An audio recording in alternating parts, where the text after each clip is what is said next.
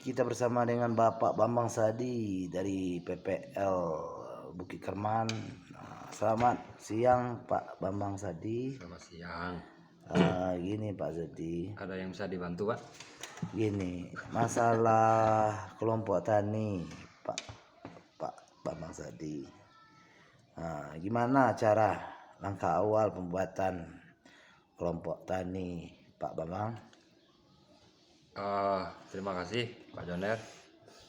Sebagaimana dengan Peraturan Menteri Pertanian Nomor 47 Tahun 2016 bahwa petani itu terdiri dari beberapa kelompok tani itu terdiri dari beberapa anggotanya, sehingga terbentuk dengan kondisi sosial yang sama, kondisi profesi yang sama, tergabunglah dalam satu wadah kelompok tani dengan dibentuklah di satu desa nanti dipanggil petugas penyuluh pertanian, dibuatlah berita acaranya, siapa pengurus, siapa ketua, siapa wakil ketua, siapa sekretaris, siapa bendahara. Itu adalah berita acara dan kesepakatan bersama, kemudian disampaikanlah kepada petugas setempat. Dalam hal ini adalah penyuluh pertanian. Kemudian penyuluh pertanian itu nanti akan menginput data kelompok tani Bapak yang Bapak buat ke dalam Simluhtan, sehingga terdaftar secara legal, sudah terdaftar di Dinas Pertanian khususnya. Nah, kemudian setelah itu, di samping melakukan kegiatan, kelompok tani juga memiliki rencana kerja yang disusun sedemikian rupa sehingga benar-benar satu organisasi ini terarah. Apakah itu mau perikanan, apakah itu mau pertanian. Jadi sebagaimana fungsi kelompok tani, yaitu wadah daripada kerjasama, kemudian wadah daripada untuk mensejahterakan anggota. Dalam hal ini tidak semua petani bisa memahami daripada satu ilmu di bidang pertanian, sehingga dalam kelompok tanilah berbagi ilmu tadi, wadah kerjasama.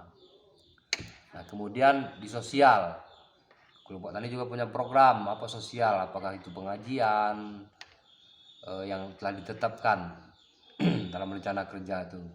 Kemudian terkait akses yang diperlukan oleh kelompok tani tersebut, bisa mengusulkan ke dinas instansi terkait, baik itu pertanian, perkebunan, dan perikanan.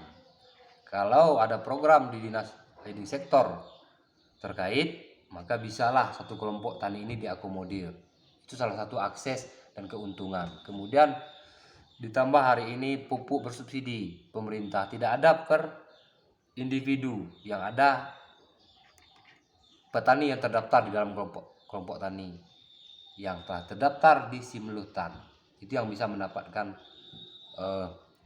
pupuk bersubsidi. Walaupun hari ini penuh dengan polemik, penuh dengan isu-isu pupuk mahal, pupuk langka. Terlepas dari hal itu, yang jelas pemerintah telah memfasilitasi untuk petani mendapatkan kemudahan-kemudahan dalam usaha tani.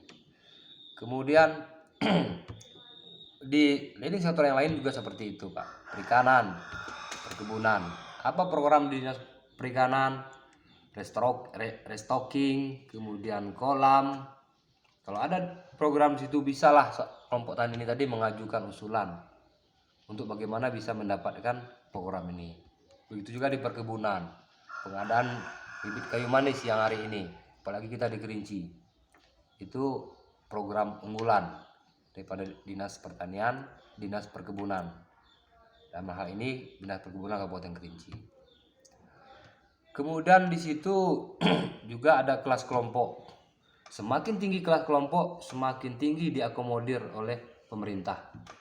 Ada kelas pemula ditandatangani oleh kepala desa, ada kelas lanjut yang ditandatangani oleh camat, ada kelas media yang ditandatangani oleh bupati, ada kelas utama yang ditandatangani oleh gubernur. Artinya memang satu organisasi ini berjalan seperti yang diatur dalam peraturan, memang benar anggotanya ada, lahan yang benar-benar ada, kegiatan yang benar-benar ada, kemudian tercipta satu keharmonisan dalam suatu organisasi kelompok tani ini, hingga mencapai kesejahteraan daripada anggota. Kabar saya itu sementara Pak, nanti kita sambung di sesi. Oke, itulah Lewat penjelasan kita. darinya Terima Bapak penyuluh kita Bambang Sadi, Des, supaya masyarakat tahu gimana tugas dari penyuluh. Oke, terima kasih. Sama-sama Pak. Assalamualaikum warahmatullahi wabarakatuh. Waalaikumsalam warahmatullahi wabarakatuh.